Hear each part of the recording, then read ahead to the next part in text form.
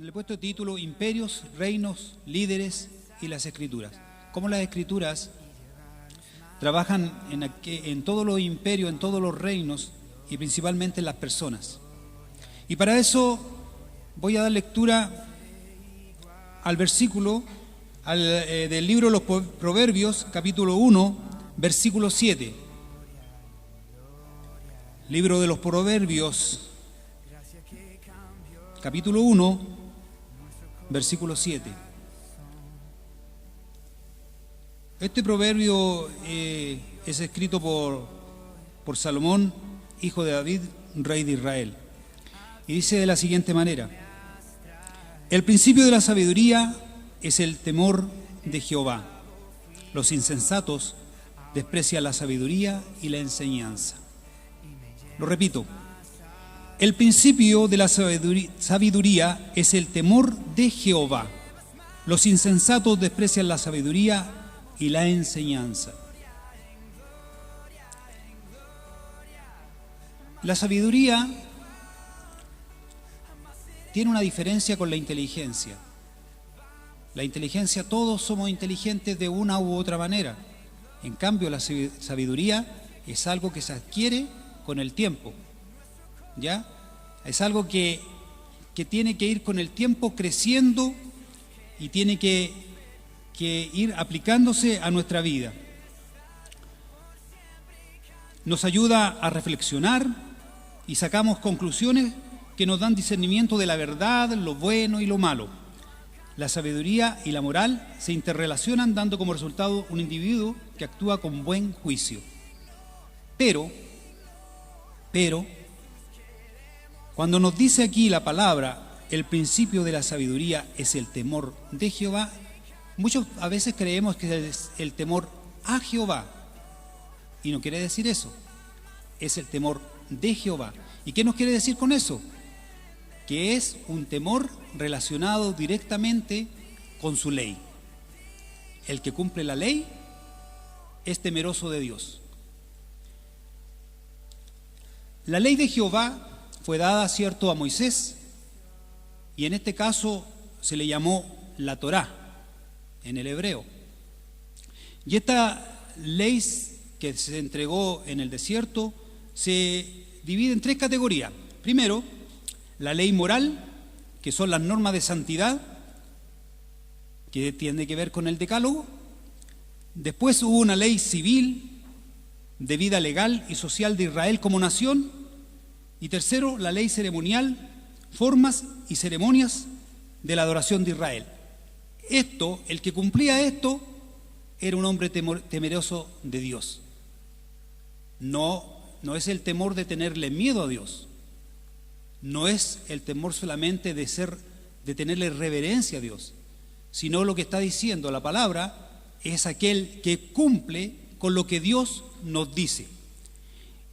Y me voy a pasear un poquito por la historia. Hubo un salmista que dijo: bienaventurado el varón que no anduvo en consejo de malos, ni estuvo en camino de pecadores, ni en silla de escarnecedores se ha sentado, sino que en la ley de Jehová está su delicia, y en su ley medita de día y de noche. Será como un árbol plantado junto a corrientes de aguas, que da su fruto en su tiempo, y su hoja no cae. Todo lo que hace prosperará. El salmista estaba muy consciente acerca de la ley de Dios.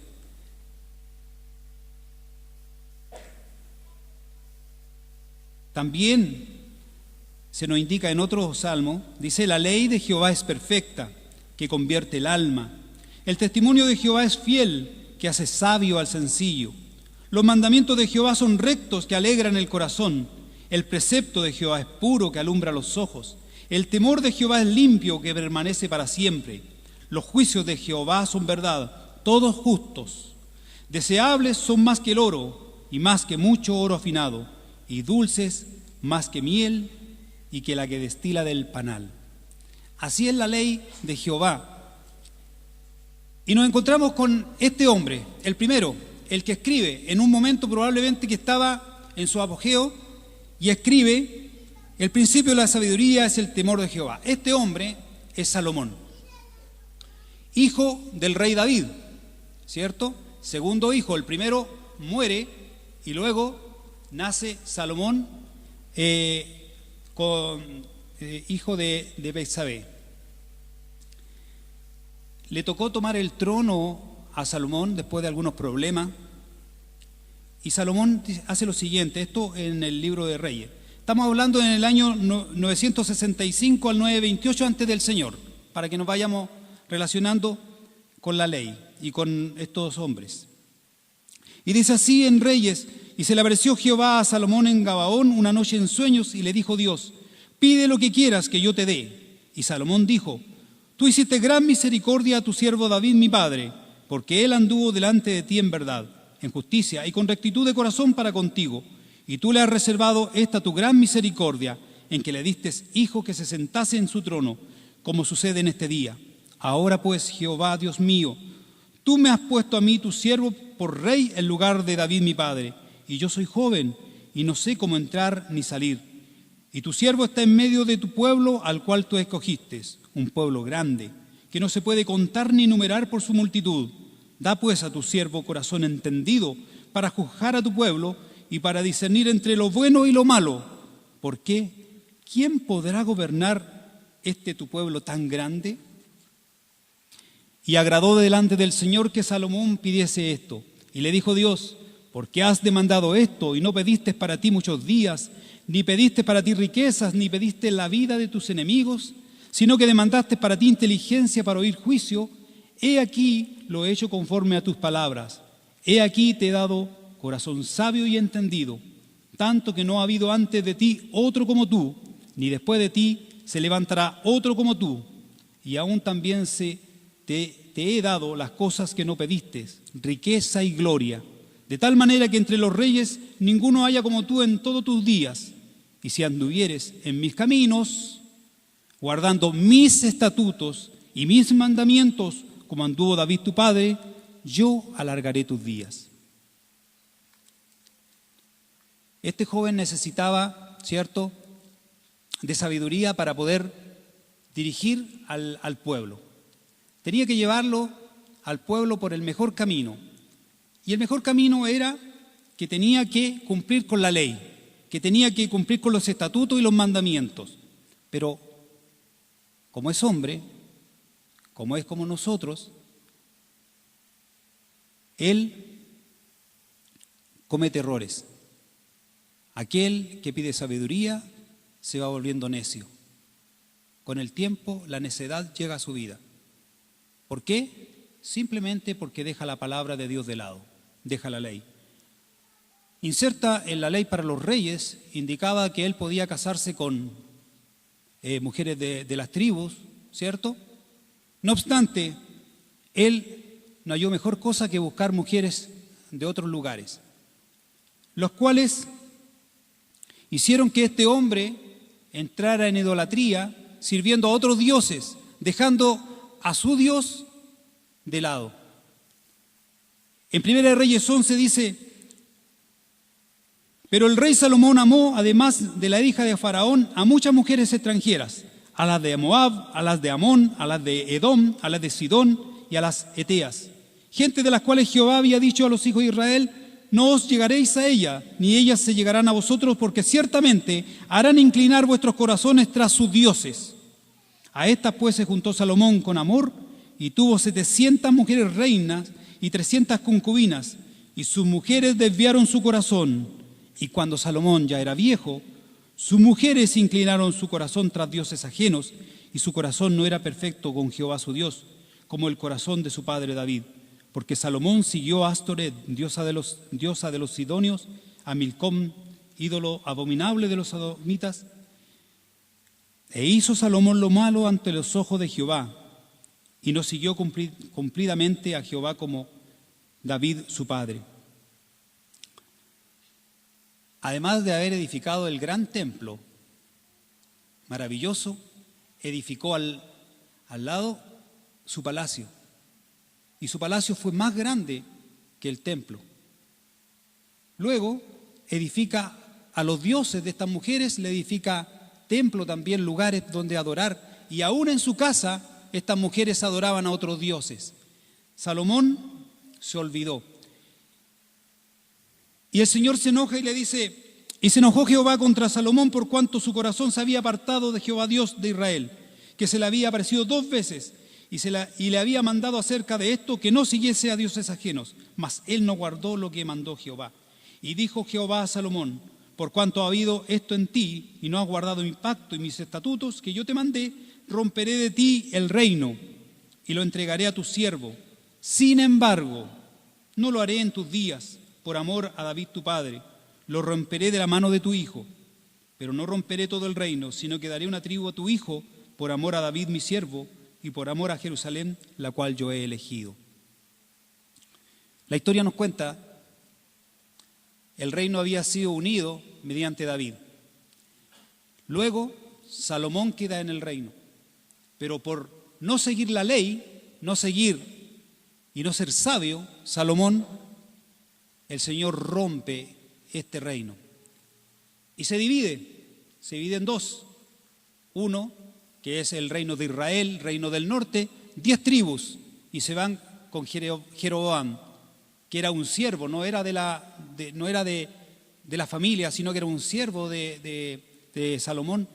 Y por otro lado, quedan 2 tribus, Judá y Benjamín.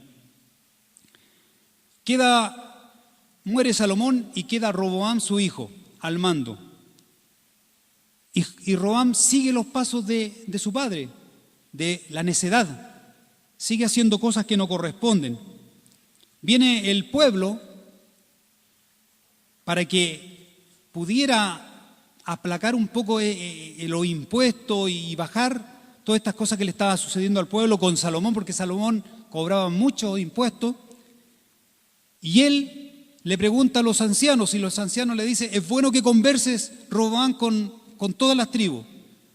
Mas Roboam se acerca a los jóvenes y los jóvenes lo convencen de que no, debe ser de otra manera. Tiene que ser más duro que tu padre Salomón. Y en el reinado de Roboam, que duró 41 años, dice así, él gobernaba Judá, y dice: y Judá hizo lo malo ante los ojos de Jehová, y le enojaron más que todo lo que sus padres habían hecho en sus pecados que cometieron. Porque ellos también se edificaron lugares altos, estatuas e imágenes de acera, en todo collado alto y debajo de todo árbol frondoso. Hubo también sodomitas en la tierra, e hicieron conforme a todas las abominaciones de las naciones que Jehová había echado delante de los hijos de Israel. Otro líder que se equivoca y que cae en la necedad: Salomón, Roboam. Luego de un tiempo, esto es historia, el reino del norte, Israel, desaparece con el imperio asirio, se los llevan lejos y desaparecen estas tribus, las 10 tribus desaparecen de todo. Y quedan solamente 2 tribus, Judá, Benjamín, que era la tribu del sur, o el reino del sur. Dentro de reyes buenos y reyes malos aparece un rey que se llama Josías. Comenzó a reinar a los 8 años, y a los 18 años Josías, luego que manda a reconstruir un poco el templo, qué sé yo, se encuentra con el libro de la ley.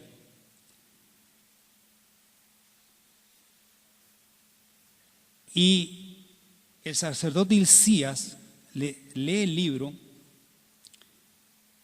y Safán lee el libro al rey, y cuando el rey hubo oído las palabras del libro de la ley, rasgó sus vestidos. Luego el rey dio orden al sacerdote Hilcías, a Hircán, hijo de Safán, a Abdor, hijo de Miquías, al escriba Safán, y a Asaías, siervo del rey, diciendo: id y preguntad a Jehová por mí y por el pueblo, por toda Judá, acerca de las palabras de este libro que se ha hallado, porque grande es la ira de Jehová que se ha encendido contra nosotros por cuanto nuestros pecados no escucharon las palabras de este libro, para hacer conforme a todo lo que nos fue escrito. Va a consultar y consultan con la profetisa Hulda y llega la respuesta. Y dice, así ha dicho Jehová, el Dios de Israel, por cuanto oíste las palabras del libro y tu corazón se enterneció y te humillaste delante de Jehová cuando oíste lo que yo he pronunciado contra este lugar y contra sus moradores, que vendrá a ser asolados y malditos, y rasgaste tus vestidos y lloraste en mi presencia, también yo te he oído, dice Jehová. Por tanto, he aquí, yo te recogeré con tus padres y serás llevado a tu sepulcro en paz, y no verán tus ojos todo el mal que yo traigo sobre este lugar. Y ellos dieron al rey la respuesta. Un joven que utiliza la sabiduría. ¿Cuál es la sabiduría? La ley de Jehová. Y él entiende la ley y la lleva a cabo. Pero sigue la historia, ¿cierto?, del pueblo de Judá, y más tarde se encuentran con el imperio babilonio, con Nabucodonosor, y él destruye y se lleva cautivo al pueblo. Cuando lo lleva cautivo, Jeremías dice, en 70 años volverán, 70 años, y volverán a su tierra. Y cuando se está cumpliendo, Dios, como dicen, si nosotros no queremos predicar el evangelio, aún las piedras se levantarán, y yo lo tomo así. Levanta piedras para que puedan cumplir con su voluntad. Y en el año 559 antes del Señor, al 530, levanta a Ciro el persa. Ciro el persa, después de haber conquistado todas esas tierras o todos los imperios, levanta a este hombre. Y dice así, el libro de Esdras dice, así ha dicho Ciro, rey de Persia, Jehová el Dios de los cielos me ha dado todos los reinos de la tierra y me ha mandado que le edifique casa en Jerusalén, que está en Judá. Quien haya entre vosotros de su pueblo, sea Dios con él, y suba a Jerusalén, que está en Judá, y edifique la casa a Jehová Dios de Israel, la cual está en Jerusalén. Y a todo el que haya quedado en cualquier lugar donde more, ayúdenle los hombres de su lugar con plata, oro, bienes y ganados, además de ofrendas voluntarias para la casa de Dios, la cual está en Jerusalén.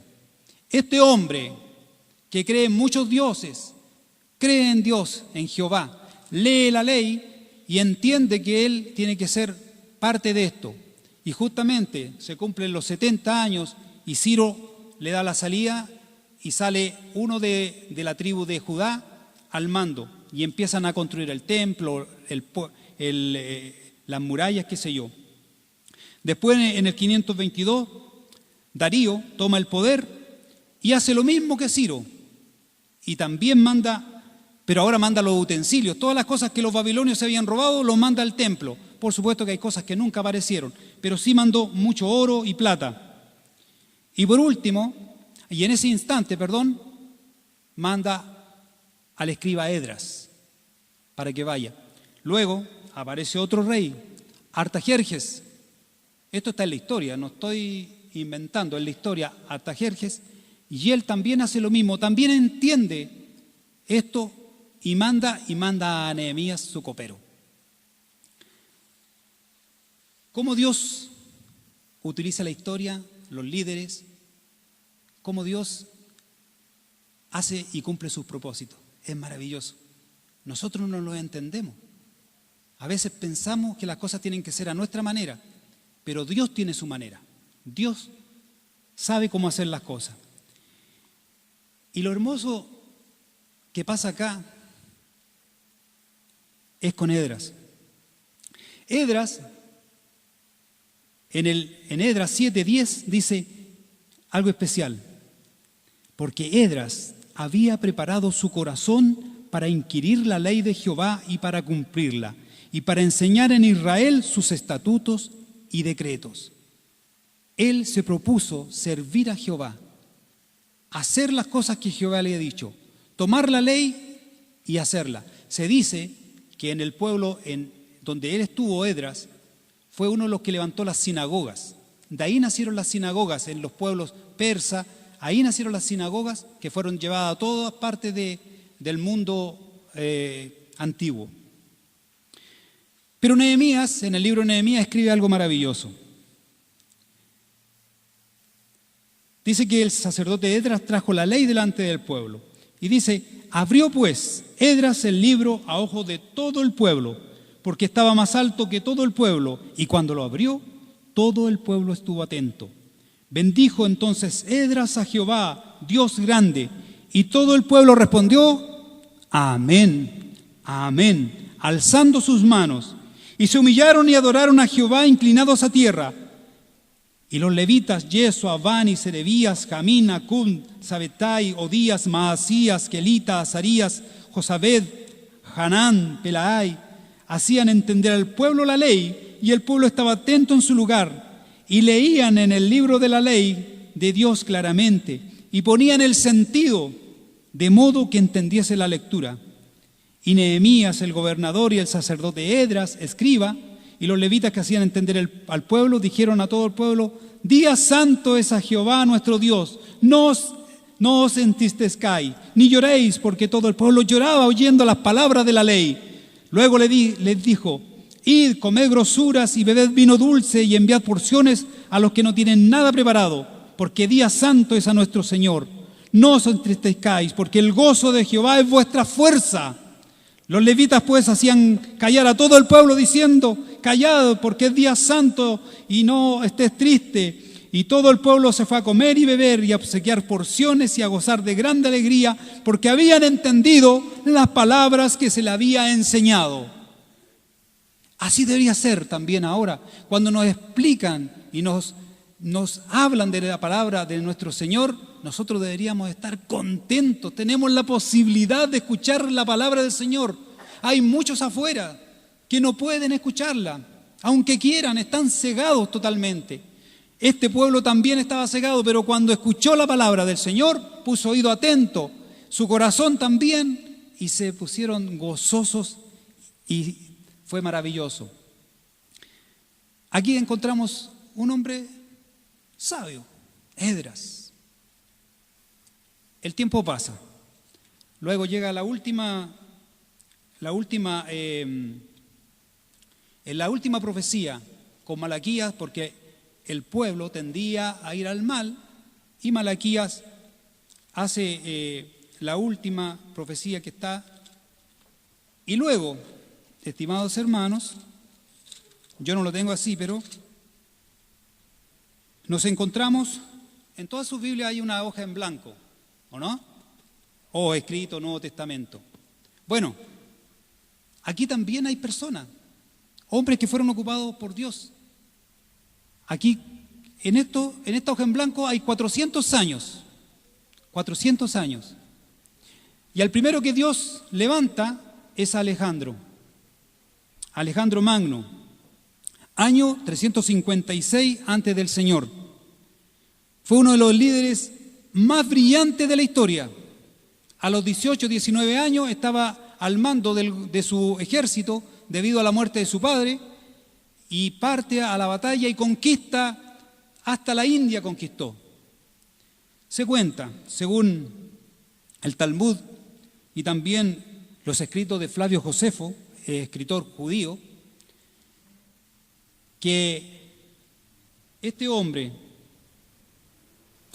tenía que destruir Jerusalén, y cuando llega a Jerusalén salen los sacerdotes, el sumo sacerdote, y él le hace una reverencia, y un general le pregunta, ¿por qué tú, siendo Alejandro, el más grande de todos, haces una reverencia? Y según la historia dice que Alejandro comenta de que él había visto esa situación, había visto al sumo sacerdote que era superior a cualquiera, y por eso él le rendía esa reverencia, no por el sumo sacerdote, sino que él había visto a Dios. ¿Y qué hizo Alejandro? Alejandro los dejó vivir y hizo varias cosas interesantes. Primero, introdujo el griego. Ustedes dirán, ¿para qué? Bueno, pero introdujo el griego, que es el idioma. Luego, aceptó de que las personas pudieran seguir con sus religiones. además también introdujo la cultura, la filosofía, todas estas cosas. Pasa el tiempo, Alejandro muere muy joven, 33 años aproximadamente, y su ejército se divide en 4 generales, de los cuales 2 son los más importantes, Ptolomeo y Seleuco. Y estos 2 se dividen en esa zona. Ptolomeo queda en la zona de Egipto y de Siria quedan los seleucidas. Pasa que los Ptolomeos toman el poder. ¿Qué tiene interesante esto de los Ptolomeos? Bueno, en el 285 antes del Señor, Ptolomeo II, que era un hombre que le gustaban las artes y las ciencias, y estaba en Alejandría, y manda a llamar a 72 sabios hebreos para que las escrituras hebreas fueran escritas al griego. Y de ahí nace la Septuaginta, o la versión de los 70, que es esta, la que tenemos nosotros. Porque como está en el griego, después se tradujo al latín, al copto, al armenio, al georgiano, y se tradujo al español, al inglés, al español, etc. Interesante, ¿cierto? Dentro de los 400 años, 2 personajes de muchos hacen algo que el Señor le indicó. Todo en base a que la palabra la pudiéramos conocer nosotros. Ellos no pensaron eso, pero el Señor sí lo pensó.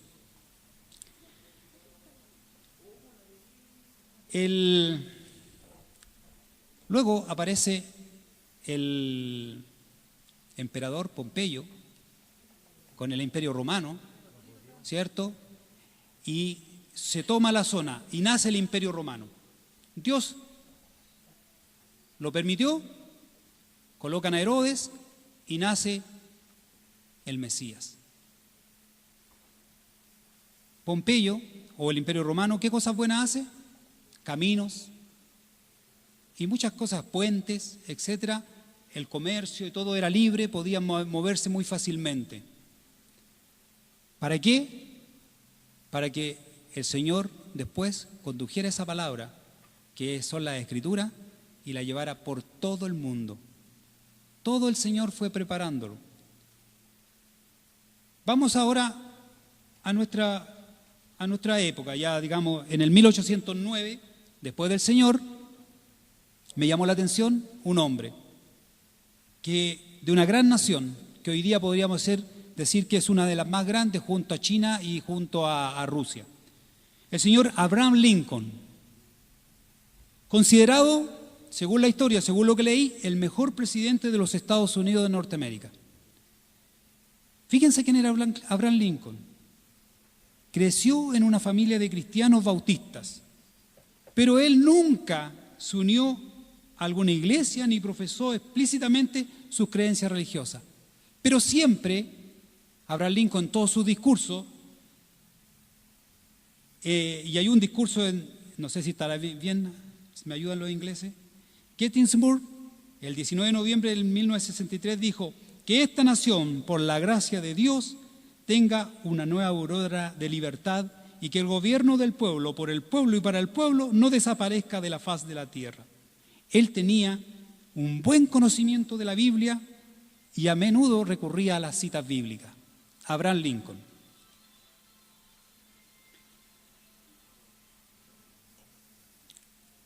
Importante lo que hicimos el mes pasado, cuando hablamos de la familia. Aquí dice que Abraham Lincoln no era cristiano ni era bautista, pero ¿saben lo que quedó grabado en su corazón? La palabra de Dios. Increíble.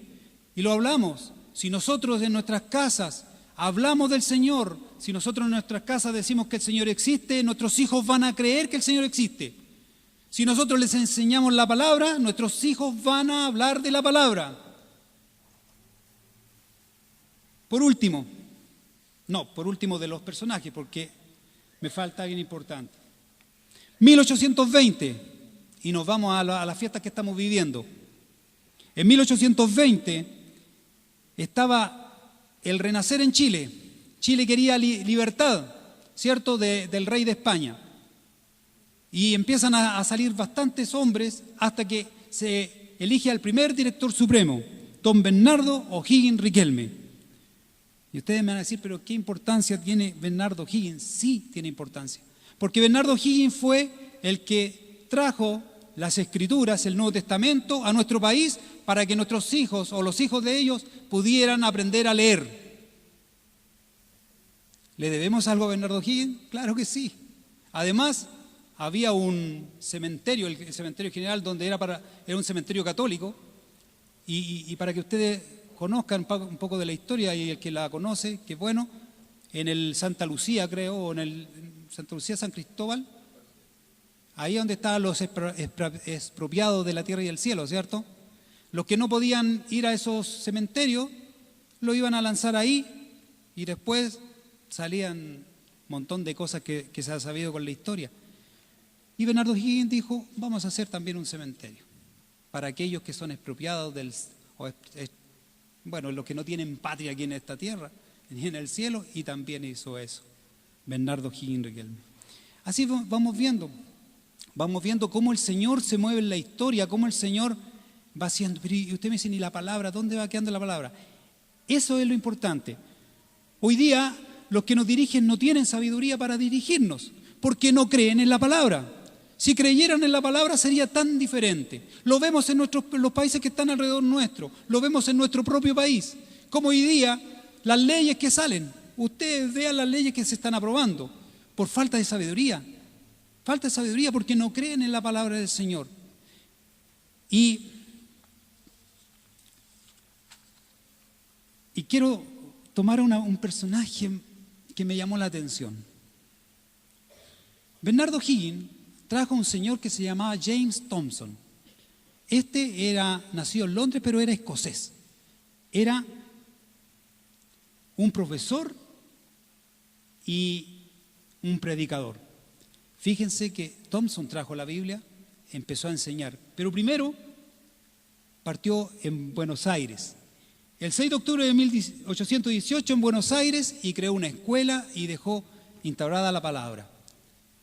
Después en el 1820, como lo dije, lo hizo acá en Chile. En el 1822, el general José de San Martín lo llamó para que aplicara el sistema educativo en el Perú. Y en el 1824 viajó a la Gran Colombia, conociendo a Bolívar y también predicando el Evangelio. Qué increíble cómo el Señor utiliza hombres. Este es un hombre sabio, eligió el mejor camino. Concluyo. Aquí hay hombres sabios, líderes, y yo quiero mostrar al mejor líder. No puedo dejar de nombrar al mejor líder. Este líder que tiene empatía, visión, sabiduría, decisión, coraje, humildad, integridad y sinceridad, paciencia, tacto y diplomacia. Tiene el poder de inspirar, capacidad de ejecutar las tareas y también tiene la capacidad de escuchar. Él fue capaz de resumir toda la ley en dos frases. Jesús le dijo: amarás al Señor tu Dios con todo tu corazón, con toda tu alma y con toda tu mente. Este es el primero y gran mandamiento. Y segundo es semejante: amarás a tu prójimo como a ti mismo. Este líder fue capaz de hacer todo eso. A este líder le llamaban el carpintero, el Galileo, rabí, maestro. Este líder, sin quererlo, dividió la historia en dos: antes de Cristo y después de Cristo. Este líder no escribió ningún libro, pero millones de libros hay de él. Pregúntense, ¿qué otro líder hay libros? Tantos libros como de Jesucristo, el Señor. Es un verdadero líder. Él se dijo que era el verbo o la palabra. Dijo también que era el camino para todo aquel que necesita de Dios. Él es el camino para llegar al Padre. Y también es una verdad. Él es la verdad. También dijo: yo soy, yo soy. Pablo escribe lo siguiente: haya pues en vosotros este sentir que hubo también en Cristo Jesús, el cual, siendo en forma de Dios, no estimó el ser igual a Dios como cosa a que aferrarse, sino que se despojó a sí mismo tomando forma de siervo, hecho semejante a los hombres, y estando en la condición de hombre, se humilló a sí mismo, haciéndose obediente hasta la muerte y la muerte de cruz. Por lo cual, Dios también le exaltó hasta lo sumo, y le dio un nombre que es sobre todo nombre, para que en el nombre de Jesús se dobla toda rodilla, de los que están en los cielos y en la tierra y debajo de la tierra, y toda lengua confiese que Jesucristo es el Señor, para la gloria de Dios el Padre. Amén. Este es el líder que tenemos. Este es el líder que debemos ofrecer a aquellos que vienen con necesidad. Un líder verdadero, un líder que no tranza las cosas por dinero o por cosas carnales. Un líder espiritual, un líder que nos va a llevar a la victoria. Hubo un escritor que me encanta esto. Es una canción, como yo canto mal, prefiero recitar. Dice así. Me gusta más como paya, pero no me resulta sin el sombrero. Dice, en la Biblia está escrito en el Nuevo Testamento que en Caná de Galilea Jesús fue a un casamiento, transformó el agua en vino, dio a todos de beber, mostrando así su gloria, su virtud y su poder. Curó en Galilea, curó en Samaria, salvó a la samaritana en el pozo de Jacob, y en Capernaum milagros fue a hacer, curó con su palabra 10 leprosos de una vez. En la ciudad de Naín, una mujer iba llorando, su hijo iba al sepulcro y el pueblo lamentando. Jesús paró el entierro y alzó así su voz. Jesús llamó al muerto y el muerto levantó. ¿Saben por qué? Porque Él tiene todo el poder, todo el poder. Y nosotros lo hacemos pequeñito, lo dejamos ahí. No, si cuando tenga necesidad te llamo, Señor. No. Es nuestro líder, es el primero. Y concluyo. Apocalipsis 19, 11, 16 dice: Entonces vi el cielo abierto, y he aquí un caballo blanco, y el que lo montaba se llamaba Fiel y Verdadero, y con justicia juzga y pelea. Sus ojos eran como llamas de fuego, y había en su cabeza muchas diademas, y tenía un nombre escrito que ninguno conocía sino él mismo. Estaba vestido con una ropa teñida de sangre, y su nombre es el Verbo de Dios. Y los ejércitos celestiales, vestidos de lino finísimo, blanco y limpio, le seguían en caballos blancos. De su boca sale una aguda espada, para herir con ella a las naciones. Y él las regirá con vara de hierro, y él pisa el lagar del vino del furor y de la ira del Dios Todopoderoso. Y en su vestidura y en su muslo tiene escrito este nombre: Rey de Reyes y Señor de Señores. Amén. Rey de Reyes y Señor de Señores. Creámosle, porque Él es nuestro líder verdadero. Oramos. Bendito Padre Celestial, en el nombre de Jesucristo te doy las gracias. Te doy las gracias porque, Señor, he podido exponer tu palabra. He podido dar a conocer a algunos hombres importantes que de una u otra forma nos enseñan a ser sabios, Señor. Pero la sabiduría proviene de ti, Señor, de escuchar tu palabra, hacerla, ponerla, Señor, en ejecución esa palabra, Señor, y llevarla en nuestro corazón. No tan solo aquí en esta iglesia, en un templo o donde nos estén viendo, sino en todo lugar, ahí en la oscuridad, en el silencio, en todo lugar, Señor.